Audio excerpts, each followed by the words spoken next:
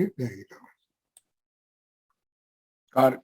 Thanks. Thank you so much, Glenn, for asking me to speak today. Hi, everybody. My name is Vinay, and I'm a very, very grateful member of Alcoholics Anonymous. Joining in from Long Island. I just heard that next week Leo is speaking as well, so he's also from my neck of the woods. Um, and as I was, going through the readings in in the first few minutes of the meeting, those that I keep hitting those bings of members coming in, and as the meeting keeps getting bigger and bigger, those butterflies in my stomach are like just multiplying, and you know, I still got to get over my fear, right? That's my social instinct, right? Kicking in because I want to sound good. I want to make an impression, it's like from my good old alcoholic days. So my sobriety date is September 12th of 2020.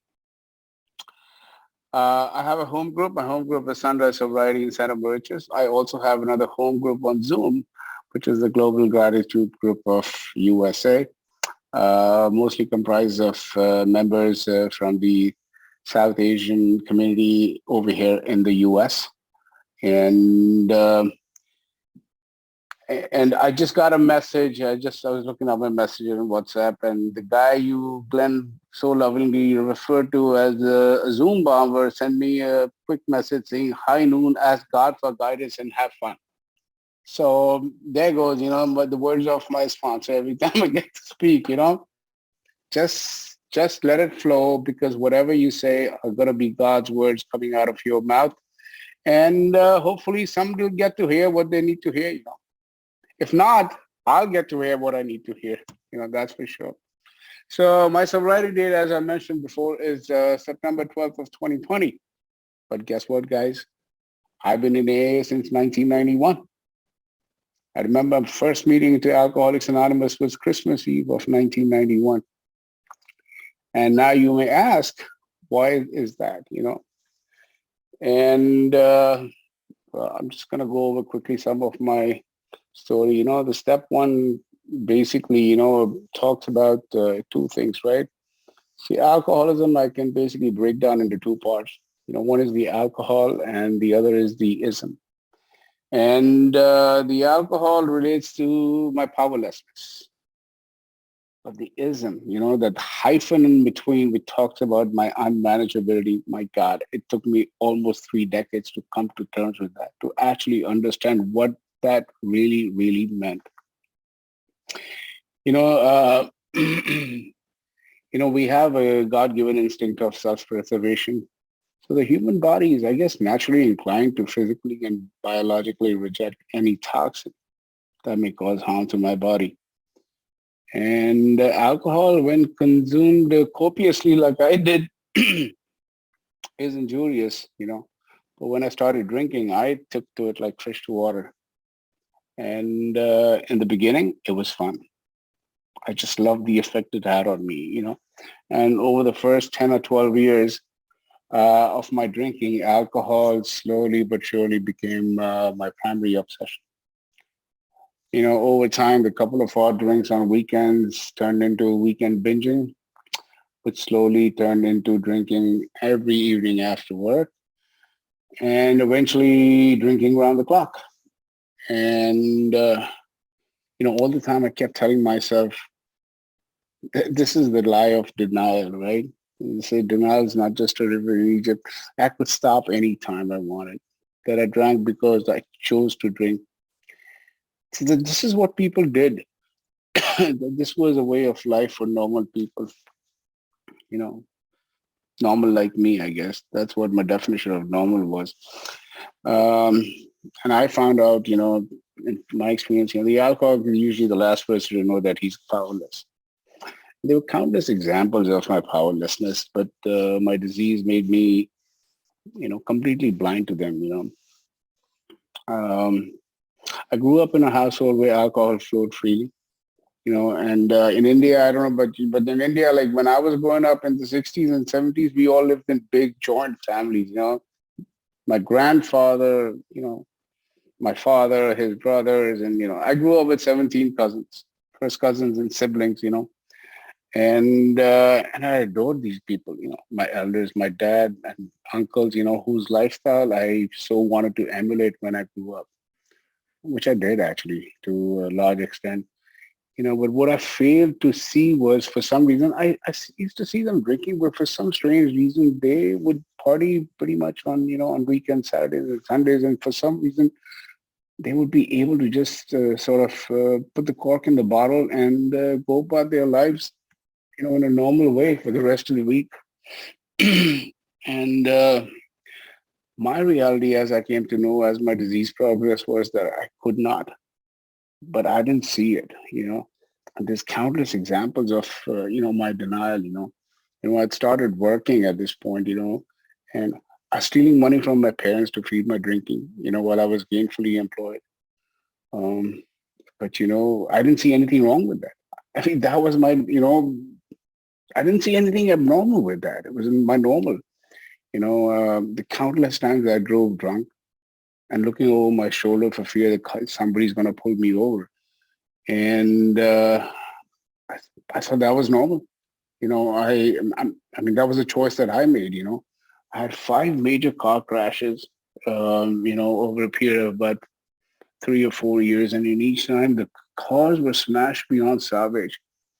But I walked out of there pretty much with just scratches and everything. And I told myself, the reason I escaped was because I guess drinking, improved my driving skills. I was arrested 4 times for drunk driving, and I ended up actually being incarcerated the last time back in that was in '92 actually, after I had already been in the program for a few months.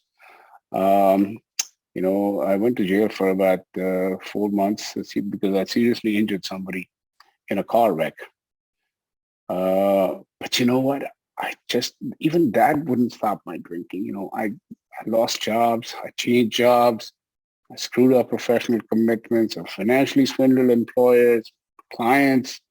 Eventually, I was stealing from my own business to feed my drinking, but I thought I had the power to stop.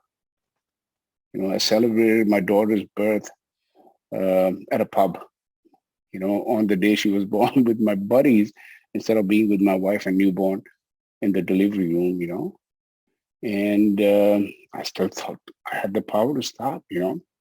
Those kids were growing up, missed out on baseball games, soccer weekends and graduations, and I mean, it's countless occasions. For all practical purposes, my wife was a single parent, and I just didn't see anything wrong with that.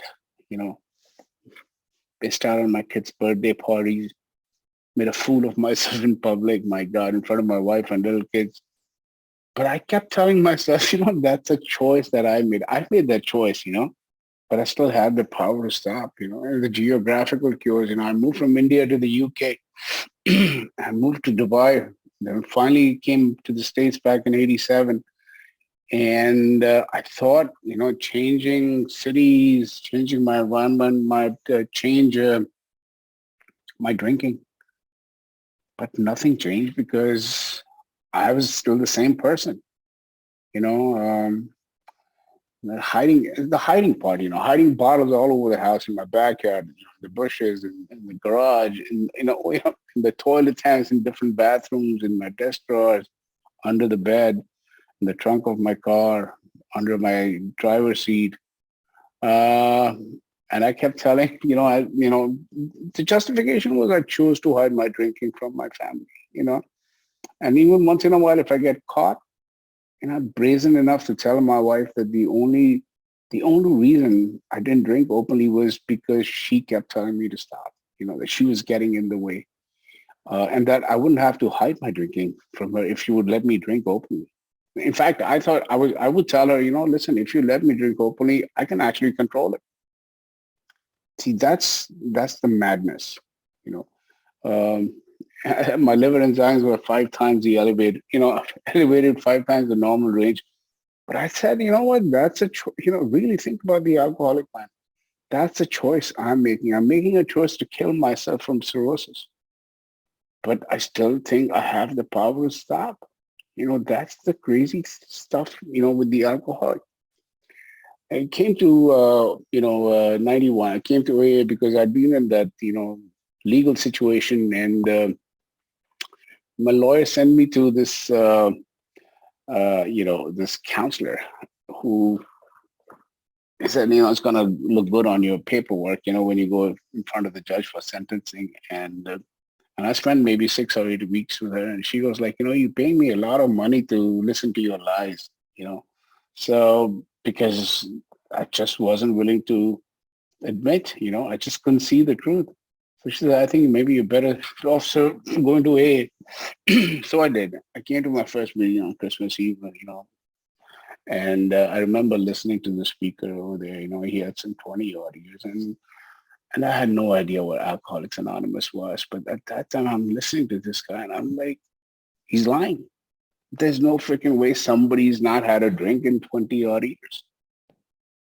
But there was a guy in that meeting who had like 10 or 12 days, and he shared that. And, that was the time when I could stay away from the drink for literally an hour. And I was mesmerized by this guy who had somehow not picked up a drink in 10 days. And I walked up to him after the meeting and said, how did you do it? And he told me a little secret. He says, you know what? These guys, they're going to give you phone numbers now. Start calling those numbers. Every time you want to pick up a drink, call somebody. And I did, and I started listening. Even though I wasn't convinced, I actually started taking that direction, the directions that were given to me. And you know what? Things started to get better. For some strange reason, I stopped drinking. And, but the thing is, though, in hindsight, I look back, the obsession to drink was lifted early on in my recovery. Maybe it took me a few weeks, and I was going to meetings every day. I think part of it was also motivated by the fact that I was looking at a long jail term, and I wanted to have all those attendance check marks, at AA meetings. But I stopped drinking. And to me, that was like a miracle. And by now, I'd been reading the doctor's opinion and started to understand why exactly it is that why is it that every time I pick up a drink, I can't stop? Because I had that mental, I had that, what the doctors calls the phenomenon of craving, starts developing in my body. And once I put the first drink in, you know what? I'm off to the races. And that sort of explained to me, so many times why, I'd go down to the bar to pick up one or two drinks, that was the plan. But then, by midnight or the next day or the next week or whatever it was, here I am sitting wondering what the hell happened. I just came down for a couple of drinks. So that thing started to get better. I stopped drinking. I wasn't working in the program yet, but I had started to understand that I was absolutely powerless. And and I do remember working the program to the third step. I really do, because the one memory I have is of May 2nd, 1992. I'd been in the program for about 6 months, and I was, my wife was driving me to to surrender myself. Sorry, guys, I have a cold, so I have to keep clearing my throat. I apologize for that. So my wife was driving me to the Nassau County Correctional Facility because I had to surrender over there to be incarcerated. And she was crying and she was worried. And I have a distinct memory of me sitting next to her with absolutely no anxiety, no fear whatsoever of the future. I had at that point completely surrendered, to the God of my understanding. And I knew somehow within myself that no matter what happened, everything that was happening to me in that moment was destined, it was ordained, and there was a good reason for this. I needed this. I probably needed to go to jail to have some sense knocked into me, and I remember, rubbing her back and telling her, "Hun, don't worry, everything's going to be okay." And she said, what's going to happen? You're going to be gone and you're without a job. And, I got 2 mouths to feed, 2 little ones. And I said, don't worry, we will scrape it through. Some people in the family came to help us through that tough time, but things worked out.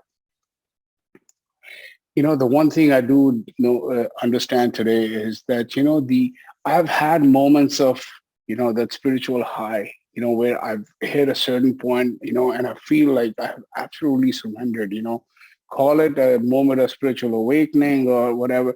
But the thing is, that spiritual conditioning, it cannot, those moments have been, like if I was to draw a graph of spirituality over the last 30 years, I can see a few high points, maybe 4 or 5 over the last 3 decades.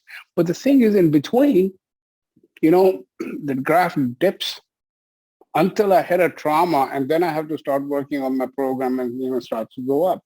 The only way, the spiritual conditioning is something, it can't be a static line. It's either going up or going down, depending on how much work I'm putting into my program. And if I'm coasting, the only way is what, man? The only way to coast is downhill. That's it. And I've done that. And, sort of, we talk about resting on our laurels, right? I've got this. So the unmanageability is something that I just could not understand.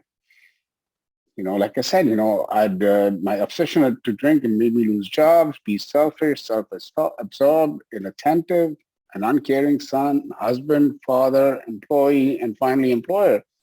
But once separated from alcohol, the mental obsession lifted.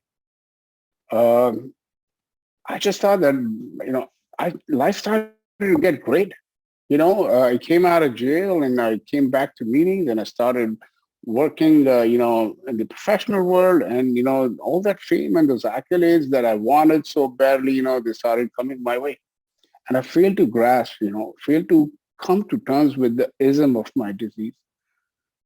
Long before I ever picked up the first drink, I grew up feeling like an outcast, mad at the world, a rebel without a cue, with a highly developed sense of entitlement, demanding from all and giving to none. Yet to those I desired that they accept me, I bent over backwards to please them. I was at a weekend retreat last year in Florida, and with a few of my school friends, high school friends, and one of them just commented, to me, he says, Vinay, remember you were in school, you were a social butterfly, and he meant it as a compliment, my ability to mix in with the backbenchers, the miscreants, and as well as the front benchers, the nerds and the studious kids.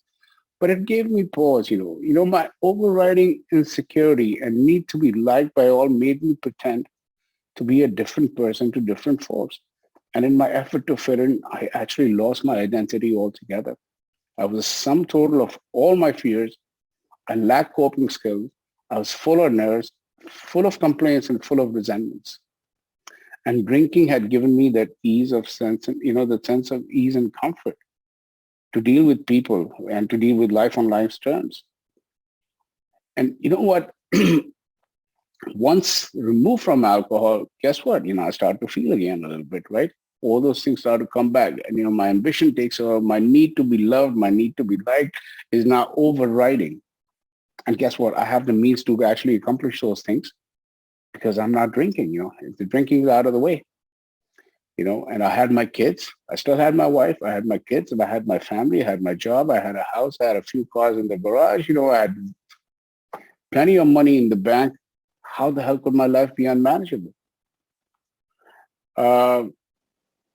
And that really is,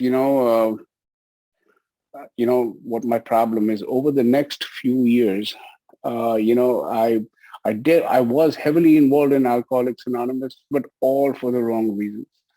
I came to AA meetings. I started getting involved in service. I even did, those coffee commitments for the first couple of years, and I felt good, actually. I did feel good about being of use to somebody, which I had never been in my life. But the thing is, I still had that, this insurmountable ego that and I still wanted that all those, the things that I wanted, that the feeling of wanting to be loved and be liked and get accolades and received recognition. So I know that a couple of years later, my sponsor told me, listen, it's time you gave up this commitment to somebody else because they're a newcomer and they need it. For me, it was a promotion. That's how I took it. Okay, so I'm now moving on to bigger and better things, and then I got involved in service at the group level as a treasurer, as a secretary. I even went and did service at general service, for a couple of years. But in the meantime, even though, all this stuff is going great on one front, my life at home is starting to unravel because I'm not paying attention. I keep my ego, overriding ego, kept telling me, I'm throwing money at these people. I'm throwing money at my wife. I'm bringing in, I'm sending my kids to the best schools, providing them an education. I'm providing. I'm doing everything. Well, if you go back to page 52 of the big book, it talks about those 8 bedevilments, the inability to have a normal relationship with anyone, of being unable to be of use to anybody. Those really were the symptoms of my manageability. I never saw that. And what happened is over the next few years, as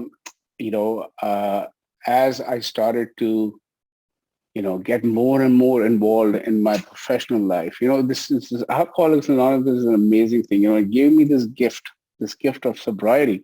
But what it did was it gave me all these fancy things on the outside, the material stuff.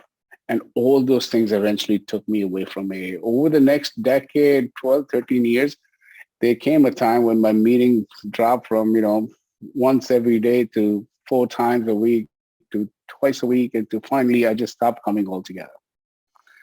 And then my commitments also finished. I do remember this back in 2012 or 2013. I think the last service commitment I had left was I was a treasurer of a group, and when it came time to give them up, my God, I remember driving away from that meeting with a sense of freedom. Freedom that I was free of alcohol, freedom that I was free of Alcoholics Anonymous. I got this, man. You guys had given me what I needed. See, the thing is, my mentality up here, I'm still a taker. I've been using people, I've been using circumstances all my life to get what I wanted. And in hindsight, I see today, I'd even used AA exactly the same way. I'd gotten from you guys what I wanted, and now I didn't need you guys anymore. And I have this memory driving away from that meeting that last time, feeling a sense of euphoria that I was free. I was free at last. I had got this, and I was going to do this on my own. The God, everything, all that stuff is out the window because the I is back in full swing. And, I remember my sponsor calling me, chasing me, in fact, at that point, and saying, what are you doing? What are you doing? You are going to fall prey to this. All those ominous warnings are falling on deaf ears. I just don't want to listen anymore. And in the meantime, I started a new, I went on an expansion spree in my business. And my God, I've been so fortunate, I used to take so much pride in my material accomplishments. Here I was, the big man, and, in town, I had this and I had that. And it was like, I was way, way better than you and the Joneses. I'd surpassed them a long time ago. But what I see today in hindsight is, what? I kept establishing these arbitrary milestones of contentment in life. If I get here, life's going to be great. If I get this, that's, things are going to really work out. But the problem is like I'm playing football, I'm playing soccer on the field, and I'm kicking the ball towards the goal. But as I keep getting closer to the goal, guess what? The goalpost of contentment just keeps getting farther and farther away from me, and I just can't reach it. I look back and I see that there was a problem on the inside, which I had never, ever recognized. But for my whole life, I kept looking for solutions on the outside. I was hearing the talk recently about Deepak Chopra. He's got this center up in California, and he was talking about in an interview, and they said, what is happiness? And he defined that. He said, happiness is, for a reason. I get the new girlfriend, or I get the new car, or I get the new house, or I get the new job.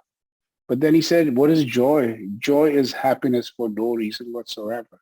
You know, if I've treated the problem, the spiritual sickness on the inside, I don't, and I'm content and I'm accepting of everything that I have, things start to really, that inner turmoil starts to calm down.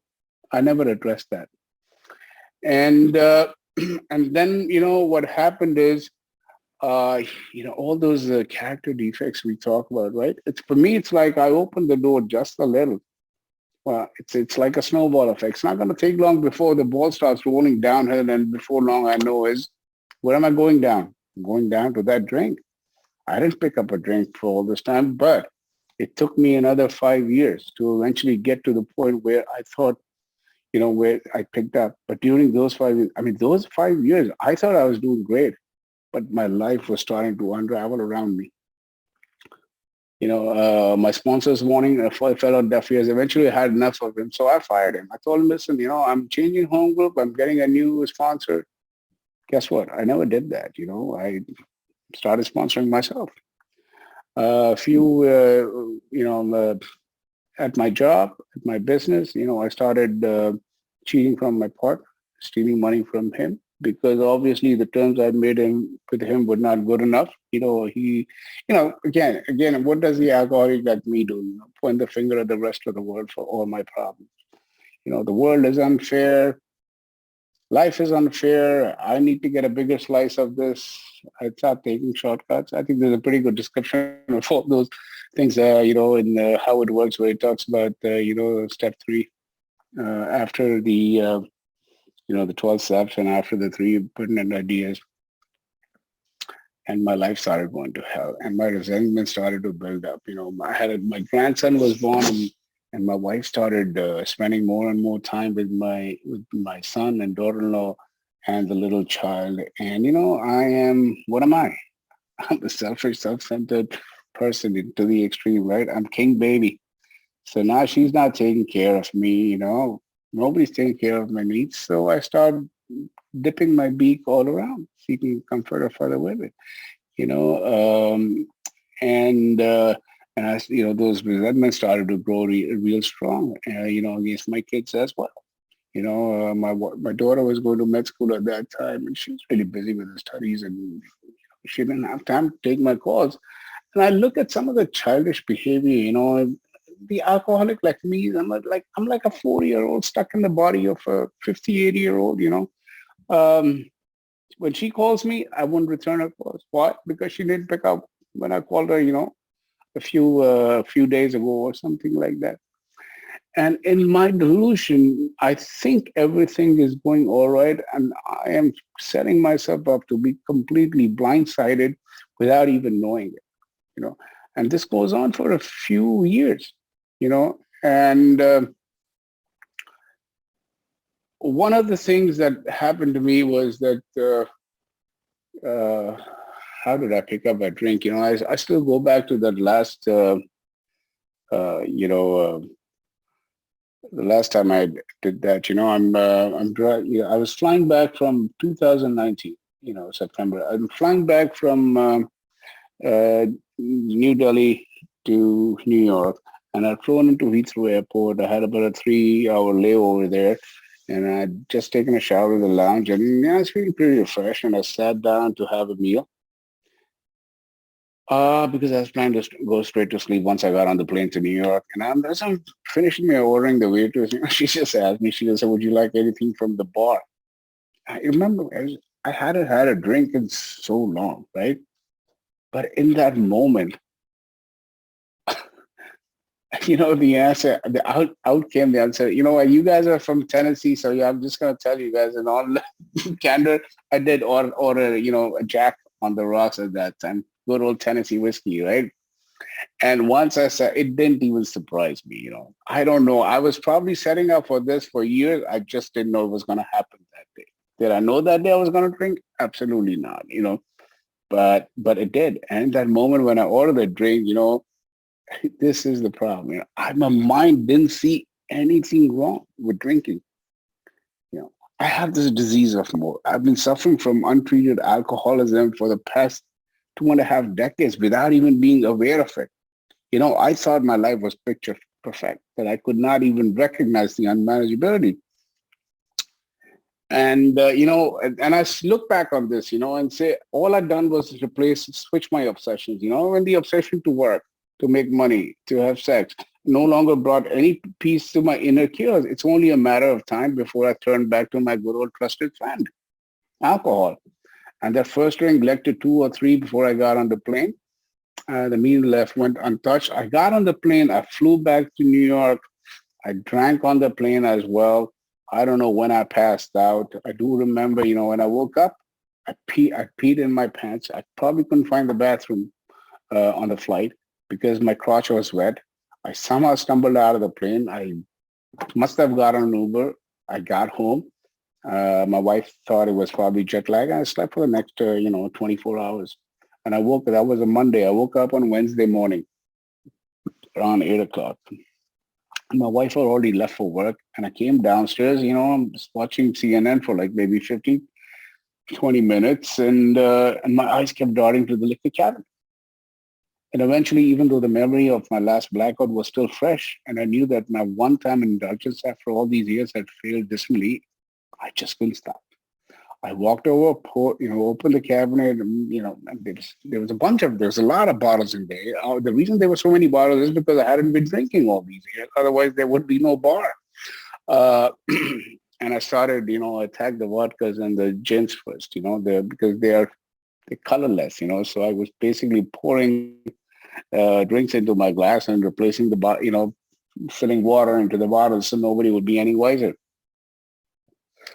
And, what's an obsession, right? An idea that takes such a firm grip on me that in that moment it pushes out all rational thought of the consequences of my actions.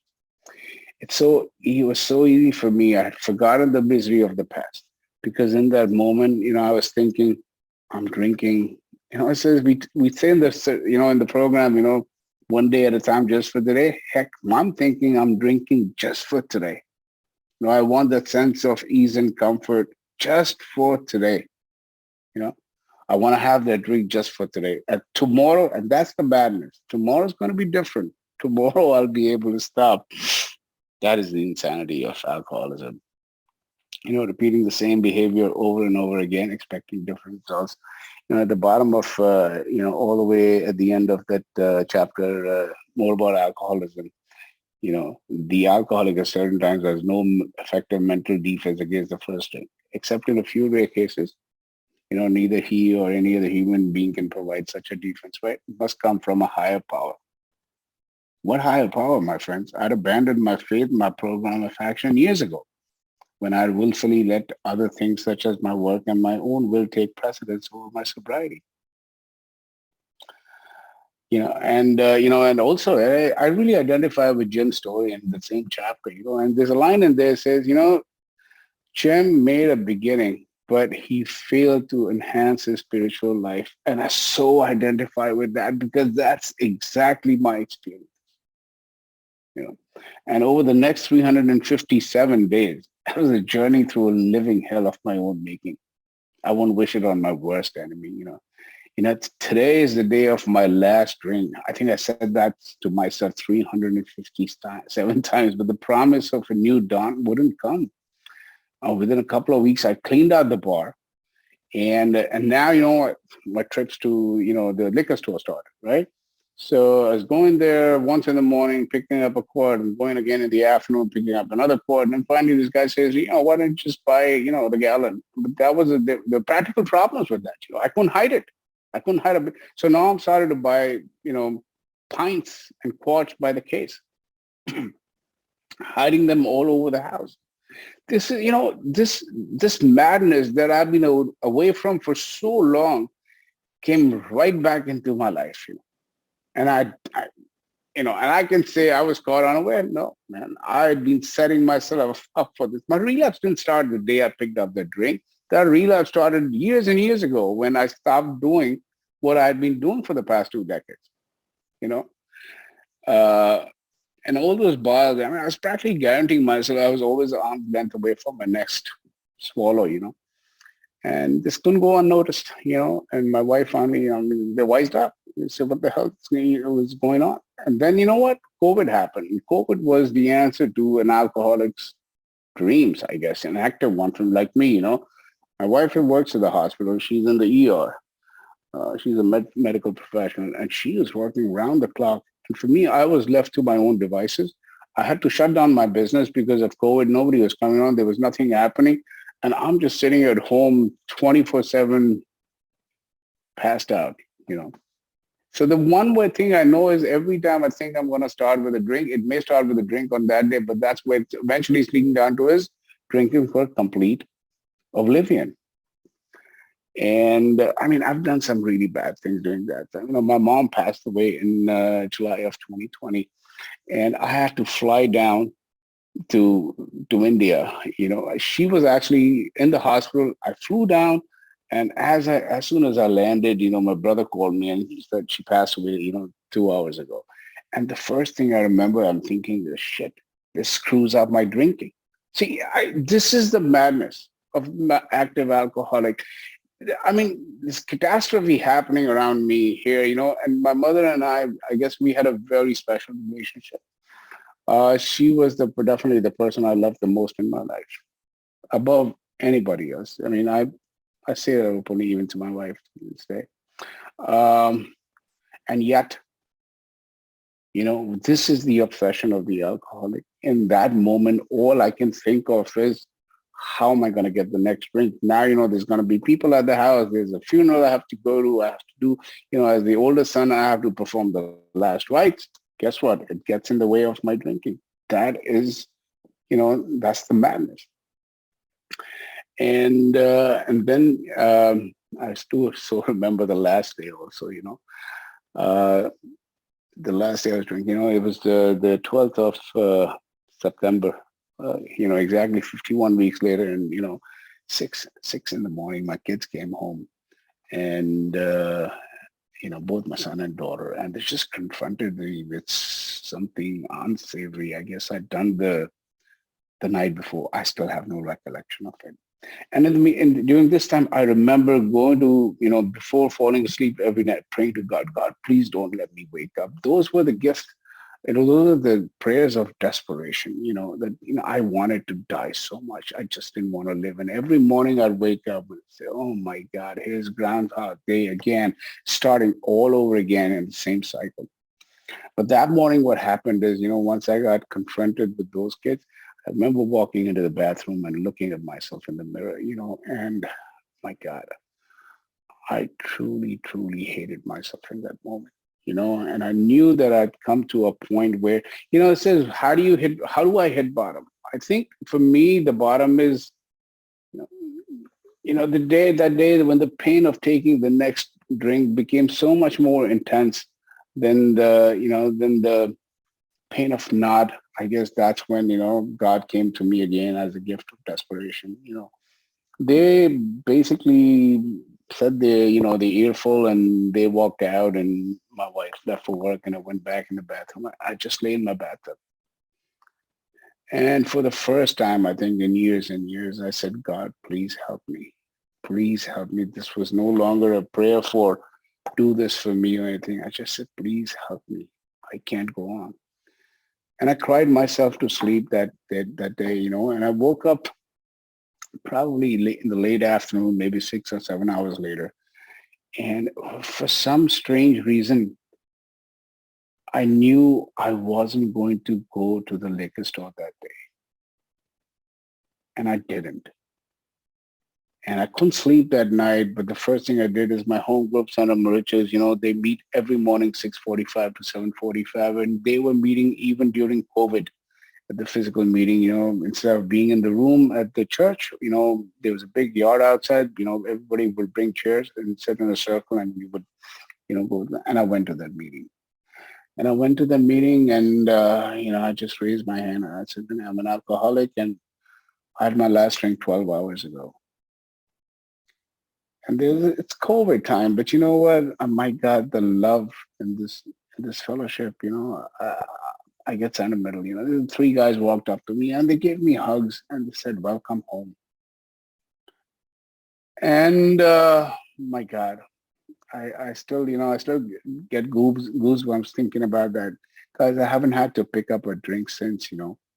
The first few weeks were tough, but these guys gave me phone numbers, and I remember, I was sharing with a newcomer earlier this morning. I would, on my way home from work, I would drive to the liquor store straight up, and then I would be sitting outside the liquor store in my car, and then I would pick instead of going in to buy a quart of vodka, I'd pick up the phone and call members, and I'd spend 2 3 hours every day outside that liquor store in my car talking to people.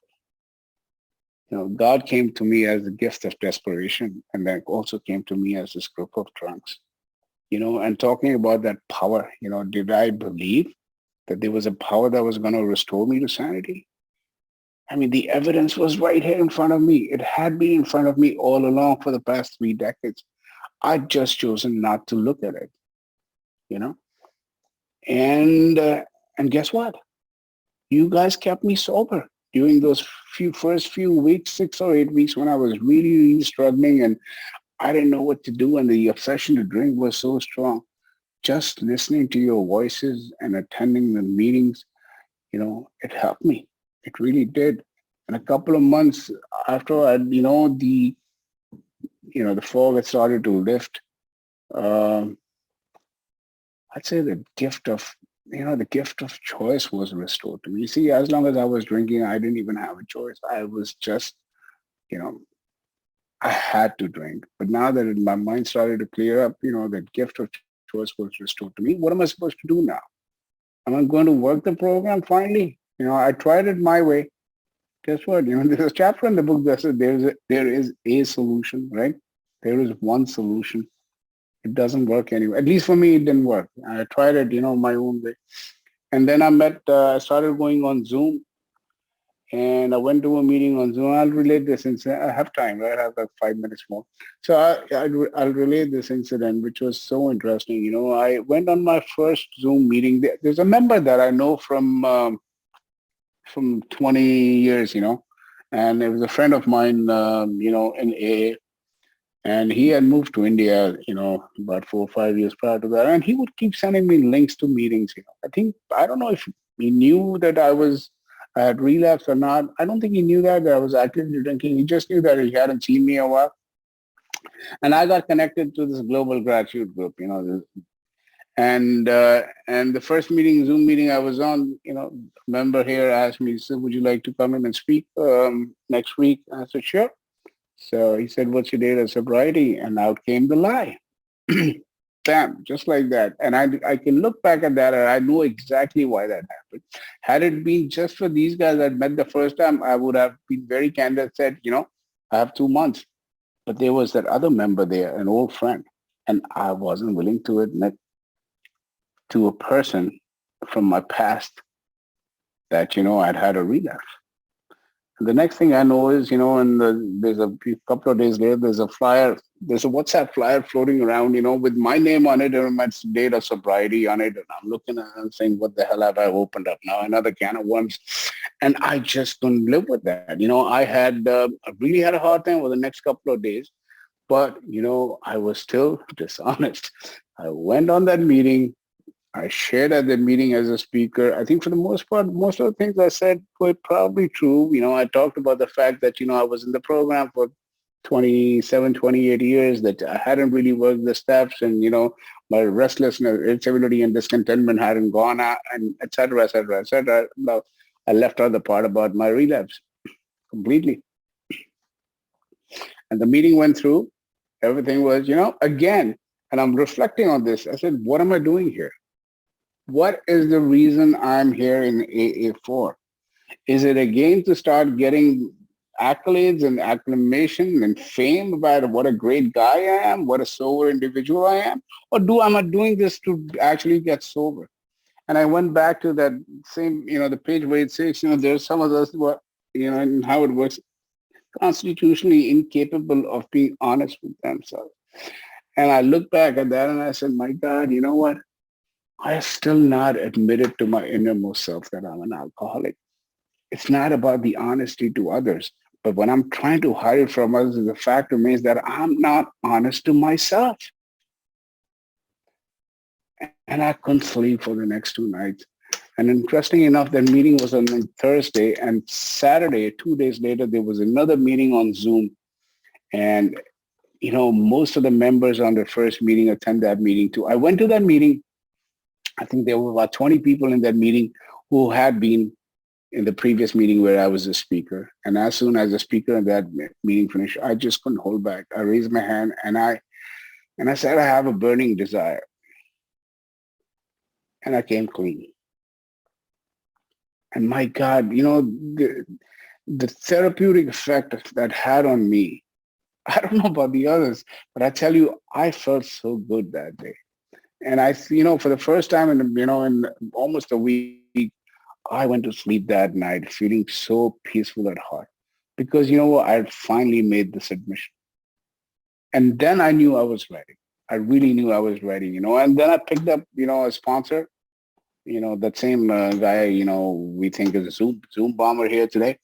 And over the next 3 months, I mean, I knew the program. It wasn't like, I wasn't, I had to understand. I knew it. My sponsor said jokes with me. He says, you intellectuals, my God, this is the problem with you guys, because we come in here and we use our own friggin' brains to try to see if we can find a way, easier, softer way to work this thing. Guess what? My experience tells me it doesn't work. And I think at this point, I was absolutely willing. I was absolutely willing to do anything. I stopped thinking. And I said, I'm going to do exactly as you guys tell me. Because step 3, turning my will, which is my thinking, and turning my life, my life, which is my actions, right?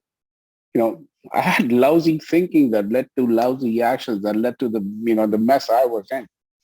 So to me, the practical, okay, how am I supposed to do this practically? It was as simple as saying, okay, whatever I think I want to do, I'm just not going to do that. I'm just going to make sure I run this by my sponsor. I'm make sure I run this with my support network and get their feedback before I start taking any action. It came to me as simply as that, not acting on my own free will. And the another thing one of the members told me was so useful, to me in early recovery. He said, listen, if you think that you can switch your thoughts 180 degrees, it ain't going to work that way. Because, I'm conditioned to doing things a certain way. But the example that he gave me was wonderful. He says, if you want to steer a ship 180 degrees, what do? You turn the wheel 5 degrees. You don't just do a full swing. So you start turning it slowly, slowly around. So the one thing that he also explained to me was, listen, if you're having trouble with your thinking, you still have a lot more control over your actions than you have over your thinking.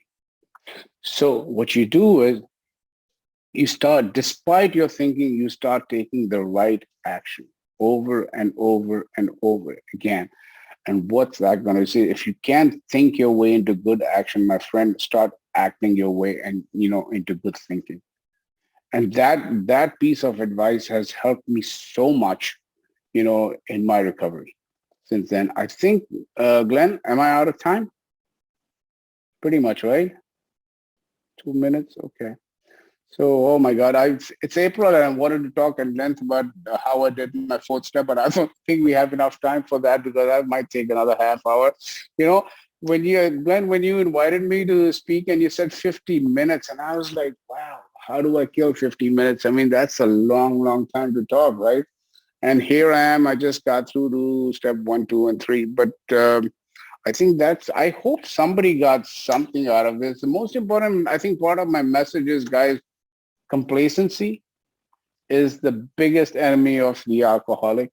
If I don't work, just like I worked on my drinking, I have to work my program every day to the best.